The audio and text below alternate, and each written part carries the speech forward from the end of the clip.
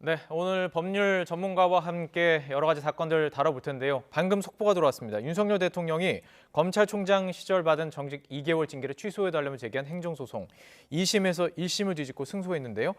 송영길 전 대표 구속 얘기 앞서서 이 내용을 좀 짚어보고 이야기를 나눠보겠습니다. 김성훈 변호사 나오셨습니다. 안녕하십니까? 안녕하세요. 자, 먼저 짚어보겠습니다. 1심 행정소송 1심이었고 이제 2심이 오늘 나온다고 알려드렸고 바로 지금 나왔습니다. 원고가 승소한 거, 원고와 윤석열 대통령이 승소. 그러니까 지금 어쨌든 그 1심 판단이 뒤집힌 거죠? 네, 그렇습니다. 피고는 한동훈 법무부 장관입니다. 예. 기본적으로 법무부 추미애 전 법무부 장관 시절에 내려졌던 검찰총장으로서의 징계 처분을 다투는 소송이었기 때문에요. 네. 여전히 이제 원고는 윤석열 대통령이지만 예. 피고는 법무부 장관인데 법무부 장관이 교체가 돼서 예. 이제 지금 한동훈 장관인 것이죠. 좀 이거만 정리할게요. 헷갈려 하실 수도 네. 있으니까. 이게 행정심판이기 때문에 언제든 소송 원고 피고가 있는데 원고는 윤석열 대통령이고 피고는 원래 시작됐을 때는 추미애 전 법무부 장관이었지만 맞습니다. 현재는 한동훈 법무부 장관이다. 맞습니다. 정확하게는 추미애 전 장관이라는 개인 자연인이 아니라 법무부 장관이라는 그 직위, 그 처분권자에 대한 소송이기 때문에 예. 처분권자가 임기가 끝나가지고 바뀌는 경우에도 여전히 피고는 법무부 장관으로 고정됩니다. 다만 처분을 받은 당사자는 개인 자연인이기 때문에 그렇기 때문에 윤석열 대통령으로 유지가 되는 거고요. 지금까지 여러 가지 경과들이 있었는데 결과적으로는 지난 1심 판결에서는 징계 사유 3가지 중에서 정치적 중립 의무 위반을 제외한 나머지 2가지, 대표적으로 판사들에 대한 사찰 문건 작성과 관련된 부분과 그리고 한동훈 장관에 대한, 당시는 이제 장관은 아니었지만요, 검사장에 대한 수사와 감찰을 방해한 의혹, 이 2가지 부분은 징계 사유로 인정을 해가지고 징계가 정당하다고 1심이 판결했습니다. 근데 아직 그 속보여서 주문밖에 안 나왔지만은 1심 판결이 이제 위법하다라고 해서 뒤집고 결론적으로 원고 청구를 인용했기 때문에 이 징계 처분이 인정될 수 없다라는 것이 현재 고등법원의 판결로 보입니다. 행정소송에서 좀 이렇게 2심에서 뒤집는 경우가 좀 흔한 일인 건가요? 아닙니다. 비율적으로는 굉장히 낮습니다. 기본적으로 이제 고등법원에서 1심 판결이 뒤집혀지는 경우 자체가 좀 낮은 편이고요. 그중에서도 행정소송 같은 경우는 특히 좀 낮은 경우들이 있는데 흔치는 않은 경우라고 볼 수는 있습니다. 알겠습니다. 이게 좀 자세한 내용들이 좀 나와 봐야 어떤 취지인지 좀 자세하게 또 나중에 분석을 좀 해보도록 하겠습니다. 예정됐던 송영길 전 대표 이야기를 좀 해볼 텐데요. 구속영장이 발부가 됐습니다. 법원의 구속 사유 어떻게 설명하고 있는지 좀 자세히 보셨죠? 네, 그렇습니다. 일단은 법원에서는 이 혐의 사실이 굉장히 중대하고 또 상당히 소명됐다라고 봤고요. 또 핵심적인 쟁점이었던 증거인멸의 우려에 있어가지고도 지금 있는 물적인, 인적인 증거와 관련된 피의자의 행위 등이 증거인멸의 염려가 있다라고 볼 수가 있다고 봤습니다. 결국은 구속이라는 거는 구속의 상당성과 구속의 필요성 2가지 모두가 인정되어야 하는데 여기서 상당성이라는 게 저 앞에 있는 내용, 즉 소위 말해서 어떤 혐의 사실이 인정되었다는 게 얼마나 자료로 소명됐는지에 관한 부분이고요. 2번째로 이제 필요성이라는 거는 도주 및 증거인멸의 우려인데 이런 정치적인 사안에서는 사실 도주보다는 증거인멸의 우려가 얼마나 있는지가 핵심적인 쟁점이 됩니다. 근데 그 부분에 있어서 그 2가지가 다 인정된다라고 확인을 해서 법원은 영장을 발부했습니다. 지금 그 내용을 보면은 말씀하신 것처럼 당대표 경선과 관련해서 금품 수수의 일정 부분 관여한 점이 소명된다, 사안이 중하다 이렇게 얘기했습니다. 그렇다면 본안에 대해서도 좀 살펴봤을 때 어느 정도 좀 인정이 된다, 증거만 봤을 때도 연결고리가 있다 이렇게 본 건가요? 네, 이 표현을 법에서는 이렇게 표현합니다. 범죄를 저질렀다고 의심할 만한 상당한 이유가 있는가. 결국은 이제 이 부분을 형사소송에서는 입증이라고 하고요. 이 구속영장 단계에서는 소명이라고 합니다. 입증은 합리적 의심의 여지가 없을 정도로 법관이 설득할 수 있는 정도의 강력한 입증을 말하고요. 그리고 소명이라는 거는 그 정도에 이르지는 않지만은 그럴 가능성이 상당히 있을, 개연성이 있는 걸 인정하는 거라서 수준이 좀 낮습니다. 그래서 이제 이 영장 발부만으로 혐의 사실이 입증될 수 있다라고 단정할 수는 없지만은 적어도 법원이 보기에는 이러한 소위 말하는 여러 공여자들, 그리고 이 공여와 관련되어 있는 현직 의원과 보좌관이 이미 구속되고 기소된 상태에서 결과적으로는 당대표 선거 과정에서 돈봉투 전달 과정에 상당히 이제 송영길 전 대표가 개입했을 여지가 개연성, 가능성이 있다라고 판단했다, 이렇게 볼 수는 있습니다.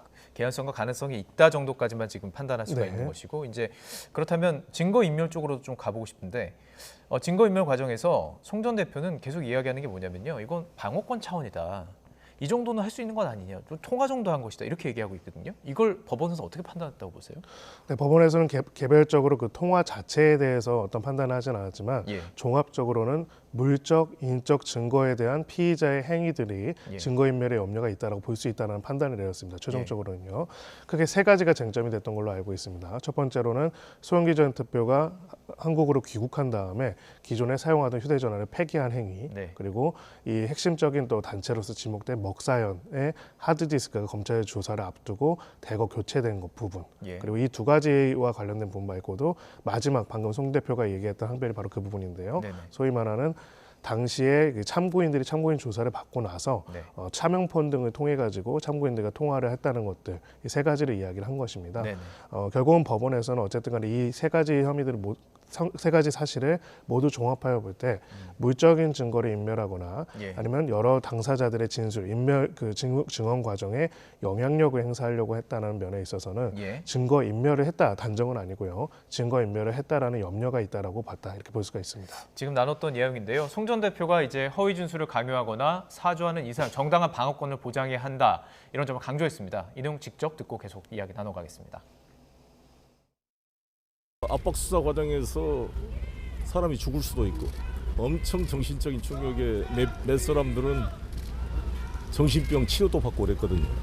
그런 사람들을 위로해 줘야 되는 거 아니에요. 그런 것을 전화했다고 증거 인멸이다 그렇게 말하면 너무 불공정한 게임이다. 송 전 대표 법률가 또 변호사잖아요. 그런 측에서 아무래도 법률을 잘 아는 상황 속에서 증거인멸에 대해서 이거는 충분히 방어를 할 수 있다라고 봤던 것 같은데, 그래서 지난 2일이었죠. 북콘서트에서 구속영장은 청구하면 충분히 기각시킬 수 있다 이렇게 얘기했어요. 어떤 자신감이었을까요? 이게 어느 정도 법률적인 근거가 있었기 때문에 했을 텐데요. 아마 송 전 대표 입장에서는 지금 네. 관련된 이제 의원이나 아니면은 당시에 이제 보좌관들이 구속되고 기소된 상태에서 네. 아직까지는 구체적으로 송영길 전 대표가 돈봉투 살포 과정에 있어서 개입되었다는 것에 대한 직접적인 증거가 나오거나 혹은 재판부의 재판 과정에서 현출된 게 없기 때문에 네. 그 부분에 대해서 일단 혐의 사실이 소명이 안 될 것이다라는 그런 자신감이 있었던 걸로 보입니다. 예. 다만 이제 증거 인멸에 대해서는 간단하게 말하면은 영장이 발부되는 거는 실제로 증거를 인멸한 것 자체보다도 예. 증거 인멸에 염려가 있는 경우에 앞으로 할수 발부한 있는, 거니까요. 예. 그렇죠. 그런 면에서는 전화를 한 것만으로 바로 증거 인멸에 염려가 있다 단정할 수는 없지만 결과적으로는 이런 형태의 이제 정치적인 어떤 거물과 관련된 사건의 경우에는 그 과정에서 결과적으로는 불구속 상태에서의 재판과 수사 진행이 예. 여러 관련자들의 진술에 영향을 미칠 수 있는 부분들에 대한 염려점은 늘 우려되는 부분으로 지목이 되어 오는 부분이 있습니다. 그래서 네네. 전화 자체보다는 전화에서 어떤 이야기를 했고 그런 부분들에 예. 대한 내용들이 아마 판단에 중요한 요소가 될 것으로 보입니다. 근데 이게 법원에서도 방어권이라는 걸 인정을 하고는 있는 건가요? 기본적으로는 어느 이제 정도까지 이 구속영장이라는 게요. 네. 한마디로 원래 불구속 수사의 원칙이고요. 예. 그래서 자유롭게 불구속한 된 상태에서 충분히 자신의 방어권을 보장받는 상태에서 수사와 재판이 진행되는 게 원칙입니다. 그럼에도 불구하고 구속이라는 이례적인 걸 하는 이유는 예. 소위 말하는 실체적 진실을 밝히기 위해서 예. 이 방어권의 보장보다는 이 실체적 진실을 보호하기 위해서 구속을 해야 할 만한 필요성과 상당성이 인정되는 경우에 하는 거거든요. 예. 그래서 결론적으로는 법원에서는 방어권 자체를 부정한 거라기보다는 예. 적어도 그 방어권이 인정되긴 하지만 이 사안의 경우에는 그 방어권보다는 실체적 진실의 보호를 위해 가지고 영장을 발부할 만큼의 상당성과 필요성이 있다라고 인정했다고 볼 수가 있겠죠. 알겠습니다. 그래서 아마 그 전화 자체만으로 이제 영장이 발부됐다 이렇게 보기는 어려울 겁니다. 송 전 대표가 항상 이제 그 들었던 논리가 한동훈 법무부 장관이 뭐 그 본인의 핸드폰 비번을 안 가르친 그 방어권을 이제 빗대서 항상 얘기했기 때문에 궁금해서 한번 여쭤봤습니다. 네. 자, 그렇다면 이제 앞으로 어떻게 될까 상당히 궁금한데, 보통 이제 그 중심에 있는 어떤 용의자라든지 뭐 범죄자라든지 아니면 용의 선상에 올라 있는 사람들이 구속이 되게 되면 수사에 속도를 낸다 이런 표현을 많이 하게 됩니다. 지금 상황이라면 예정된 대로 수수자로 의심되고 있는 많은 그 민주당 의원들에 대해서 수사에 속도가 붙을 것 아니냐 이렇게 보고 있는데, 검찰 수사가 이렇게 속도를 낼 수 있는 상황일까요? 네, 당연히 그렇게 될 것으로 보입니다. 예. 결국은 이 사건이 전체적인 큰 흐름으로 보자면은 돈봉투가 만들어지고 살포된 것이 맞는가가 첫 번째 이제 쟁점이었고요. 관련해서 돈봉투를 제공한 입장, 그리고 돈봉투를 관련해서 살포한 역할을 담당한 사람들에 대해서는 이미 구속과 기소까지 다 이루어진 상태입니다. 그래서 네네. 뭐 최근에 이제 결심 공판까지 있었는데요. 그렇다면 이제 이 모든 것들이 당 대표 선거와 관련된 것으로서 소영기 전 대표와 관련이 있는가에 관한 부분이 이번에 영장 청구가 된 것이고요. 네. 그 부분과 관련된 기소도 한 20일 안에 결정이 날 것으로 보입니다. 기소까지. 예, 그럼 그 다음으로는 이 자금을 받았다면 일단은 무조건 정치자금법 위반이 됩니다. 네. 정치자금법에 허용된 방법이 아닌 방법으로 돈을 받았기 때문이죠. 예, 예. 그래서 다음 수사도 당연히 진행될 것으로 보입니다. 정치자금 수수 혐의 말씀해 주셨는데 20명 정도가 가까운 현직 의원들이 만약에 수사를 받게 되고 그것에 대해서 만약에 법원의 판단을 받게 된다면 지금 어느 정도 형량이고 이게 결국에는 국회의원직을 내려놓아야 되는 수준인가요? 그게 궁금하거든요. 네, 일단은 정치자금법 위반 혐의로 예. 벌금 100만 원 이상이 선고될 경우에 의원직 상실형에 처하게 의원직이 상실됩니다. 네. 이게 다른 법과 다릅니다. 다른 법률 위반 같은 경우에는 일반적으로 선거법이나 이런 것들을 제외하고는 금고 이상의 형이 선고돼 있을 경우에만 이제 적용이 되는데 네. 정치자금법 위반은 굉장히 무겁게 이제 의원직과 관련된 관련이 있을 수 있는 것이죠. 그런 면에서는 300만 원 수수와 관련돼서는 일단은 정치자금법 위반으로 기소가 될 가능성이 있고요. 예. 관련돼 가지고 유죄가 확정될 경우에는 벌금 100만 원 이상이 선고될 가능성도 있습니다. 그러면은 예. 결국 의원직에도 영향을 미칠 수가 있습니다. 미칠 수밖에 없는 상황. 지금 20일 안에 송 전 대표에 대해서 구속 기간 이후에 아무래도 기소를 할 것이라고 봤는데 사실 이제 열흘이 주어지는 거고 열흘은 추가로 할 수 있어서 구속 기간 사실 20일인 거고 맞습니다. 두 번 더 추가해서 6개월까지 갈 수가 있잖아요. 그렇다면 네. 일단 정치적으로는 발이 묶일 수밖에 없는 상황인 거죠. 네, 일단은 그 수사 단계에서는 20일까지가 최장이고요. 네. 이제 기소를 하게 된다면은 공판 과정까지 해가지고 이제 좀 구속 기간이 연장될 수는 있습니다. 네. 그렇기 때문에 아마 20일 이내에 기소는 반드시 이루어질 것으로 보이고요. 뭐 예. 만약 기소도 안 할 것인데 영장을 청구하는 거는 사실 그러면 오히려 영장 청구권 남용이기 때문에 예. 아마 수사 결론에 대한 기소는 곧 이루어질 것이라고 보입니다. 아, 그렇습니다. 그렇기 때문에 이제 앞으로 이제 남은 그 선거를 앞두고 지금 몇 개월 남지 않은 상황이기 때문에 여러 가지 지금 변수를 작용할 것으로 보이는 상황입니다. 그러면 이제 지금 송 전 대표 불구속을 자신했지만 구속이 됐고 앞서 구속된 측근들이 일부 혐의를 인정하고 있고 재판은 지금 상황들도 있어요. 이거 좀 정리해 보고 싶은데요. 네, 일부 재판 같은 경우에는 결심 공판과 구형까지 이루어졌고요. 네. 그 선고가 예정되어 있습니다. 그래서 그 선고의 내용, 그 판결의 선고의 내용이 예. 사실은 소영기 전 대표의 혐의점에 대한 기소와 향후의 재판에도 영향을 미칠 것으로 보입니다. 예. 즉 이제 적어도 동봉투가 만들어졌고 일부 의원들한테 전달되었다는 것 정도까지는 일정 당사자들이 인정하고 있는 부분들이 있고요. 물론 거기서 그거를 어느 정도의 지시를 받아서 혹은 얼마나 조직적으로 했는지에 대해서는 이견들이 있지만은요. 그렇기 때문에 결국은 그 부분들에 대한 선고가 결과가 나올 거고요. 네. 그 선고 결과에서 해당되는 돈봉투 제공 사실 그리고 동봉투 제공이 소영기 전 대표의 당대표 선거와 관련되었다는 점에 대해서 확정적인 어떤 법원에 예. 인정이 되게 된다면은 향후에 송 전 대표에 대한 어떤 기소와 재판에도 상당한 영향을 미칠 수 있는 선행 판결이 될 수가 있습니다. 윤관석 의원이 앞서 이제 검찰이 징역 5년을 구형한 상황입니다. 수수한 금품이 크다고 강조를 했는데 이 부분에서 제가 궁금한 거는 그 윤관석 의원 측 자체에서 주장이 돈 금액이 지금 다르다고 주장하는 거예요. 검찰은 6천만 원이고 2천만 원이라고 주장. 이게 뭐 그렇게 차이가 중요한 건가요? 네, 기본적으로는 이제 예. 뇌물 수수든 정치자금법 위반이든 금액의 다소에 따라 가지고 양형 기준들이 달라지는 부분들이 있습니다. 예. 그런 부분에 있어 가지고 금액을 다투고 있는 것이고요. 또 한편으로는 지금 말한 그 2천만 원 외에 나머지 금액에 대해서는 합리적인 의심을 배제할 만큼의 입증이 없다라는 식으로 다투고 있다 이렇게 볼 수가 있습니다. 예. 방금 들어온 소식을 전해드리겠습니다. 백현동 수사와 관련해서 이 수사를 무마시켰다라는 의혹이 있었습니다. 이것과 관련해서 임정혁, 곽정기 변호사에 대해서 구속영장이 청구됐다라는 소식이 들어왔습니다.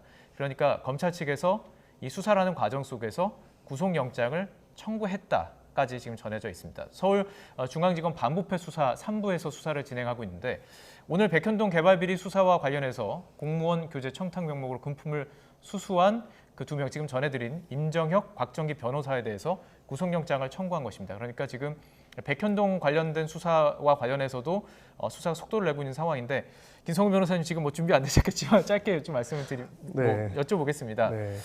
지금 이 사건도 계속 수사가 진행되고 있는 것이고 결국에는 뭐 대장동, 백현동 여러 가지 이재명 대표와 관련해서 수사가 진행되는 과정 속에서 지금 이 변호사와 관련해서 검찰이 구속영장을 청구했다는 거죠.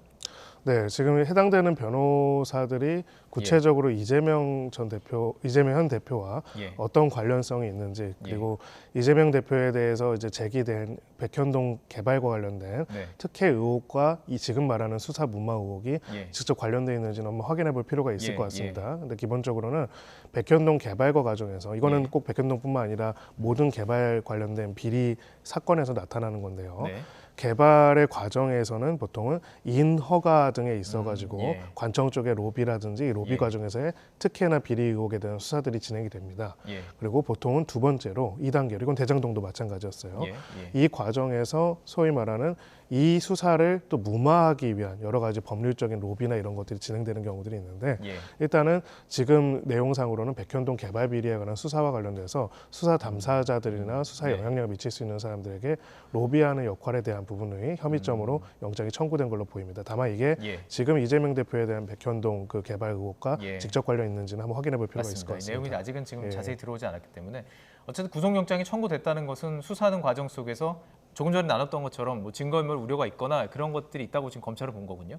네, 결론적으로는 이제 영장 청구가 됐다는 거는 예. 단순하게 이제 변호인으로서 어떤 변호인으로서의 변호 과정을 넘어서 가지고 예. 수사에 있어서 일정한 권한과 책임과 의사결정을 있는 사람에게 어떠한 영향력을 행사하거나 혹은 필요하다면은 뇌물이나 금품 등을 제공함으로써 수사 과정 자체를 좌지우지하려고 했다라는 혐의점이 있을 가능성이 있습니다. 네, 예. 다만 지금 이제 딱 한 줄짜리이기 때문에 예. 구체적으로 그 내용을 확인해 봐야 할 것 같습니다. 알겠습니다. 저희도 지금 받은 정보가 딱 한 줄이기 때문에 네. 어떤 내용인지는 아직 파악이 안 돼 있는 상태입니다. 자, 오늘 사실 저희들이 준비했던 내용과 다른 내용들 좀 많이 다룰 수밖에 없었는데 뭐 급하게도 이렇게 여러 가지들 법률적인 문제들을 말씀해 주셔서 정말 감사드립니다. 네, 감사합니다. 감사합니다. 네. 예.